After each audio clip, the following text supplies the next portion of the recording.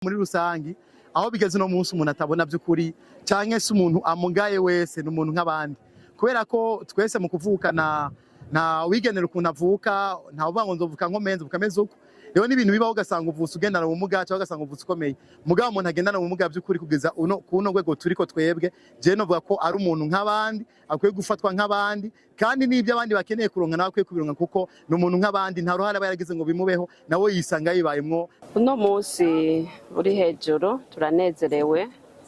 kwirigenekerezo rya 16 Rusama umwaka wa 2026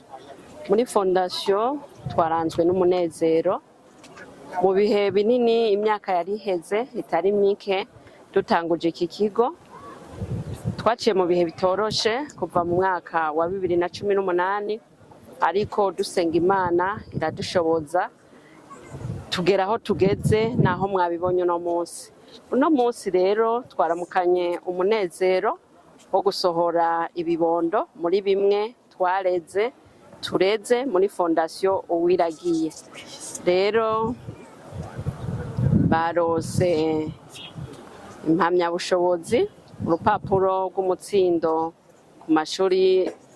abemerera kuja mu mashuri ya kaminuza. Urwo rupapuro rero barurose uno munsi ni urupapuro rw'impamyabushobozi kandi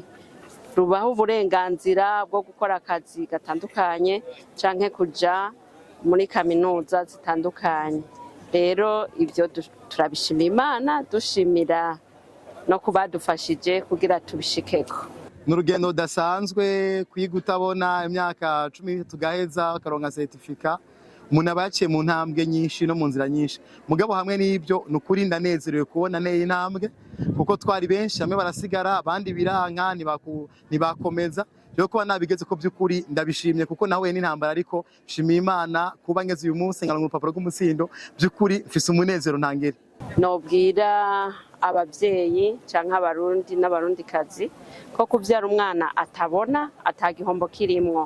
kuko urabona karabana nk'abandi mwabonye ko barose impamyabushobozi nk'abandi bana rero ndabatera n'intege mu by'ukuri umwana ari nyuma yuko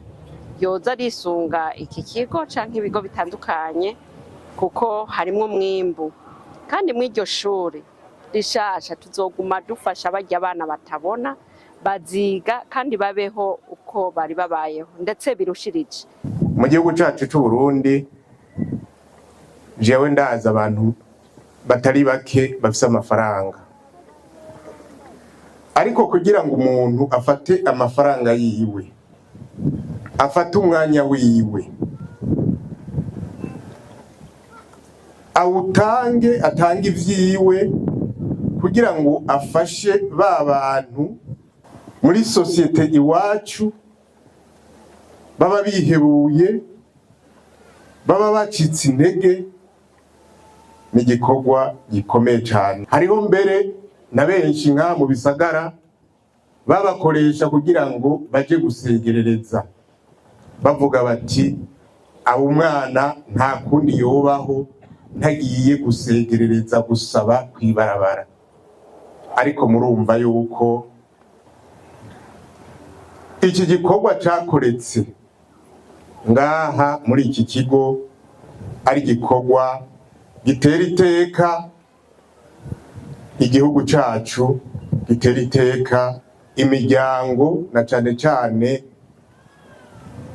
bafise abana bagendana ubumuga. Ndafise ivyizigiro kandi ndaniteguye gusubira ku ishuri kwiga amashuri menshi ashoboka kugira ngo nsohoke ndi incabwenge handi abangwa batabona canke se n'ababona nibahamaga babona b'incabwenge bagamaga n'ubutana b'incabwenge nanje cinza guparticipa mu bandi. Dufise imigambi itari mike dufitiye aba bana na cane cane yuko turiko turahindura indimi twavuga mu mashuri atandukanye twashizeho ishuri rishasha ishuri rizoba ari ishuri international rikomeye cyane rizotangurira mu iki kigo rero abana twibaza ko bahejeje bazoba ari abana bakenewe mu gihugu cyacu cy'u Burundi n'abana bakenewe no mu bindi bihugu bitandukanye. Abantu bagendana ubumuga uko dusanzwe tubizi mu gihugu cyacu cy'u Burundi, mu miryango aho bavukira usanga n'abavyeyi barihebuye, batuba umwana wanje ntaco azovamwo, ati mbega none azobaho gute, azokwibeshaho gute? Ariko murumva yuko Imana iciye muri uwo muryango yakoze igikorwa gikomeye cyane, gutanga ubumenyi cyane cyane ku bagendana ubumuga. Ni umushinga ukomeye mu iterambere ry'igihugu cyacu.